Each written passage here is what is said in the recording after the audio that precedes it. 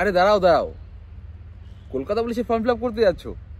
আচ্ছা আচ্ছা আচ্ছা, তাহলে ভিডিওটা পুরোটা দেখে যাও, দেখে যাও তুমি এই ভুলগুলো করছো না তো ফর্ম ফিল আপ করার সময়।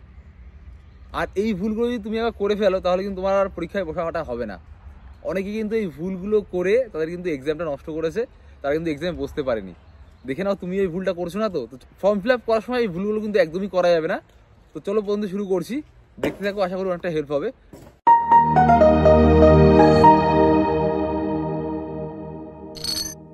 তো ফার্স্ট অফ অল বলে দিই, ফর্ম ফিল আপ কিন্তু আমাদের যে এক্সামগুলো হয় তার কিন্তু ফার্স্ট স্টেপ। আমরা এতদিন ধরে পড়াশোনা করি কিন্তু ওই ফর্মটা ফিল আপ করে এক্সামগুলো দেবো বলে। ফর্ম না ফিল আপ করতে পারলে কিন্তু ঠিকমতো তোমার পড়াশোনা করাটাও পুরো বেকার। আর এই ফর্ম ফিল আপ যদি একটা ভুল হয়ে যায়, ঠিক আছে, কোনো জায়গায় মিস করে ফেলো, কোনো কোনো জায়গায় ভুল করলে কিন্তু তোমার এক্সাম দেওয়াতে খুব সমস্যা হতে পারে। আর যদি তুমি পাস করে যাও তাও কিন্তু পরবর্তী সময় গিয়ে অনেক রকম তোমার বাধার সম্মুখীন হতে পারো তুমি যদি কিছু ভুল করে থাকো। তো পয়েন্ট করে করে আমি বলছি। প্রথমত অনেকে এই মিস্টেকটা করে যে নিজে নিজে ফর্ম ফিল আপ করার চেষ্টা করে, ইউটিউব দেখে বা বিভিন্ন কারো গাইডেন্স নিয়ে নিজে নিজে ফোন থেকে বা কিছু দিয়ে ফর্ম ফিল আপ করার চেষ্টা করে কিছু টাকা বাঁচানোর জন্য। তো প্রথমে বলে দিই, যদি তুমি খুব এক্সপার্ট না হও, আমার মনে হয় নিজে নিজে ফর্ম ফিল আপ করাটা অ্যাভয়েড করা উচিত। কারণ সাইবার ক্যাফেতে গেলে একদম অল্প কিছু টাকা নেবে, কিন্তু তারা কিন্তু সঠিক পদ্ধতিতে সঠিকভাবে কিন্তু ফর্মটা ফিল আপ করবে। এবং তুমি যদি ধরো বাই চান্স নিজে কিছু করে ফর্মটা ফিল আপ করতে গেলে কোনো ইউটিউব দেখে বা কারো গাইডেন্স নিয়ে, তখন যদি একবার ভুলটা হয়ে যায় তোমার কিন্তু অনেক বড়টা ক্ষতি হয়ে যাবে। কারণ তুমি তো আর পরীক্ষায় বসতে পারবে না, প্লাস মানে আর নেক্সট কবে রিক্রুট বেরোবে তার জন্য তোমাকে ওয়েট করতে হবে, তখন হয়তো তোমার আর বয়সটা থাকলো না। তো খুব বড় একটা ভুল করার থেকে তুমি এড়িয়ে নিজে একটা ভালো যে এক্সপার্ট আছে তার কাছে গিয়ে কিন্তু ফর্ম ফিল আপ করতে যাও, এটা আমার সাজেশন, যেটা আমি বেসিক্যালি প্রেফার করি। নেক্সট যেটা বলবো, অনেক ভালো অনেক অভিজ্ঞ যারা সাইবার ক্যাফেতে বসে থাকে, অনেক লোকরাও কিন্তু ভুল করে ফেলে। কারণ কি, ওই সময় কিন্তু ফর্ম ফিল আপের অনেক প্রেশার থাকে। সে যত কম সময় তোমার ফর্মটা ফিল আপ করতে পারবে তত তাড়াতাড়ি কিন্তু নেক্সট আরেকটা ফর্মের কাজ সে শুরু করতে পারবে এবং বেশি টাকা ইনকাম করতে পারবে। তো এইগুলো কিন্তু তোমাকে একটু ভালো করে ধ্যান দিতে হবে। তারা কিন্তু তাড়াহুড়ো করার জন্য তোমার ফর্মটা যদি ভুল করে ফেলে তার তো কিছু হবে না, কিন্তু তুমি কিন্তু একটা মুশকিলে পড়ে যাবে, খুব বড় মুশকিলে পড়ে যাবে, তুমি এক্সামে বসতে পারবে না।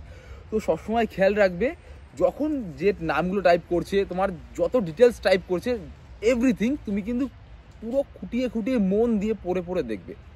এবং সে যখন তার সব কিছু কমপ্লিট হয়ে যাবে এবং তোমাকে যখন বলবে আমি সাবমিট করব, তারাই কিন্তু তুমি বলবে দাদা আমাকে 2 মিনিট টাইম দাও, আমি সব কিছু দেখে নিই। তুমি কিন্তু বারবার করে বলছি, তুমি কিন্তু বারবার ভালো করে তোমার নাম, তোমার মাধ্যমিক সার্টিফিকেটগুলো, Aadhaar card, I card, PAN card যা থাকে, ফোন নাম্বার তোমার সব কিছু কিন্তু ভেরিফাই করে নেবে ভালো করে, খুব ভালো করে মন দিয়ে দেখে নেবে।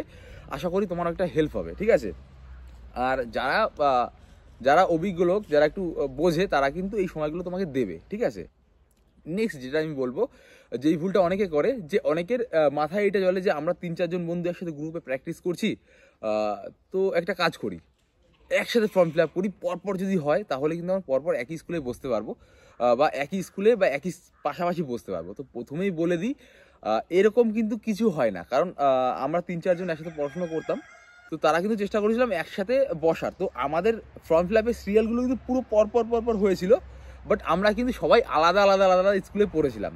তো এই চিন্তাভাবনা যার মাথায় আসে যে সবাই একসাথে করবো বা কিছু, তো ওরকম কোনো বিষয় নেই, সবার কিন্তু আলাদা আলাদা স্কুলেই পড়ে, তুমি যতই সিরিয়ালি একসাথে করার চেষ্টা করো না কেন, ঠিক আছে?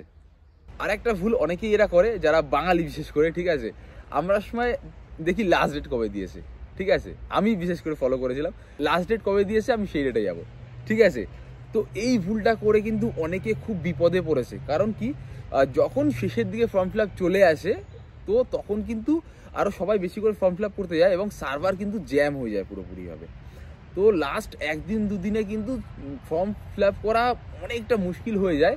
আর বাই চান্স যদি সার্ভার ডাউন হয়ে যায় লাস্ট 1 সপ্তাহে বা লাস্ট 2-3 দিনে, তাহলে কিন্তু তুমি আর ফর্মটা ফিল আপ করতে পারবে না, তাহলে কিন্তু তোমার খুব একটা বড় ক্ষতি হয়ে যাবে। তো তুমি কিন্তু চেষ্টা করবে অলওয়েজ, সবার প্রথম ডেট শুরু হলো, ফর্ম ফিল আপ গিয়ে শুরু, কোনো কথা নেই, কোনো এক্সট্রা টাইম পাস করা নেই। প্রথমে গিয়ে আগে ফর্ম ফিল আপ কাজ করা শুরু, ফর্ম ফিল আপ কমপ্লিট হলো, তারপরে তোমার পড়াশোনা করা শুরু, ঠিক আছে? প্রথম কাজ হচ্ছে ফর্ম ফিল আপ করা। তো আমরা এতদিন ধরে পড়াশোনা করি কিন্তু ওই ফর্মটা ফিল আপ করে এক্সামগুলো দেবো বলে। ফর্ম না ফিল আপ করতে পারলে কিন্তু ঠিকমতো তোমার পড়াশোনা করাটাও পুরো বেকার। তো চেষ্টা করবে ফর্মটা ফিল আপ করার টাইম টু টাইম আর ভালো করে। আর একটা প্রশ্ন অনেকের মনে থাকে, দাদা আমার আধার কার্ড আই কার্ডের নাম তো ঠিক নেই, আমার তো স্পেলিং মিস্টেক আছে, বা আমার বাবার আর আমার নামের স্পেলিং মিস্টেক আছে, বা কোনো কাগজপত্রের ডকুমেন্টেশনে ভুল আছে। তো প্রথমতই বলে দিই, যাদের এরকম আছে ফর্মটা ফিল আপ সেরকমভাবেই করা উচিত, যেখানে মাধ্যমিকের সার্টিফিকেটটা দেওয়া আছে সেই স্পেলিংটা ওয়াইজ তোমাদের আশা করি করা উচিত, যেটা আমি বেসিক্যালি করেছিলাম, মাধ্যমিকেরটা দিয়েই করেছিলাম। তারপরে আমি পরবর্তী সময় গিয়ে ফর্মটা ফিল আপ করার পরে আমি আধার কার্ডের স্পেলিং মিস্টেক ছিল সেটা কারেক্ট করে নিয়েছিলাম। আর তোমাদের যদি খুব বড় একটা প্রবলেম হয়ে দাঁড়ায় বা সেটা সলভ করা একটু চাপ হয়ে যায়, তখন কিন্তু তোমরা ট্রাই করবে কোর্টে যাবে, কোর্টে গিয়ে এফিডেভিট করিয়ে নেবে, তাহলে কিন্তু তোমাদের ডকুমেন্টস ভেরিফিকেশনে কোনো প্রবলেম হবে না। ঠিক আছে, ধরো এখন প্রবলেম হচ্ছে না ঠিকই ফর্ম ফিল আপ করার সময়, বাট পরবর্তী সময় গিয়ে কিন্তু তোমার যখন ভেরিফিকেশন হবে, তুমি সিলেক্ট হয়ে যাবে, তখন ভেরিফিকেশনে খুব একটা বড় সমস্যা আসতে পারে এটা নিয়ে। তো আগের থেকে এটা কিন্তু সলিউশন করে নেবে, এক না এফিডেভিট করে নেবে, আর এক না কাগজপত্রগুলো ঠিক করে নেবে। ঠিক আছে, অনেকেই জিজ্ঞেস করে, দাদা আমার তো হাই কোয়ালিফিকেশান আছে, আমি কি সব কিছু দিয়েই সাবমিট করবো? তো অবশ্যই তোমার যখন ফর্মটা ফিল আপ করছে, তোমার হাতে যখন সেরকম ক্যাপাবিলিটি আছে, তোমার ধরো গ্রাজুয়েশন আছে, তুমি উচ্চ মাধ্যমিক করতে চাইছো, অবশ্য কেপি কনস্টেবলটা বা ডাব্লিউবি কনস্টেবল বা এসএসসি এগুলো ম্যাক্সিমাম কিন্তু মাধ্যমিক পাশে হয়। ঠিক আছে, তারপরে যদি তোমার গ্রাজুয়েশন থাকে, কম্পিউটার কোর্স থাকে, এনসিসি থাকে, বা বিভিন্ন রকম তোমার এক্সট্রা কারিকুলাম থাকে, অবশ্যই কিন্তু তুমি সেগুলো সাবমিট করতে পারো, অবশ্যই সাবমিট করবে।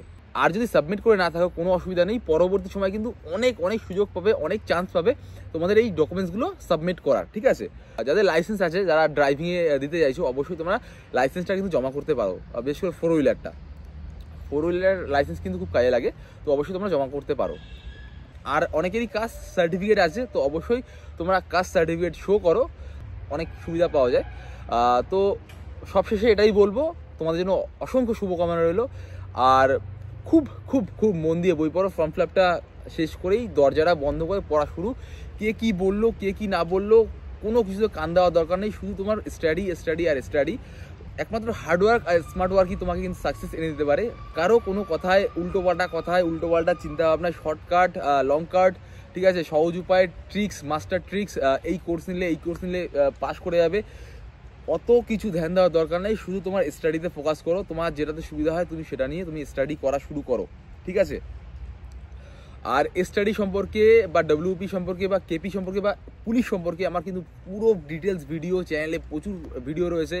সেটা তুমি মাঠ বলো, সেটা তুমি পড়া স্ট্র্যাটেজি বলো, কী কী বই পড়েছিলাম, ঠিক আছে, প্রথম পরীক্ষা কীভাবে চাকরি পেয়েছিলাম, তারপরে পুলিশ ব্লগ, যেগুলো থেকে তুমি আরও ইন্সপায়ার হতে পারে পুলিশ হওয়ার জন্য, আরও মনে জোশ জাগবে।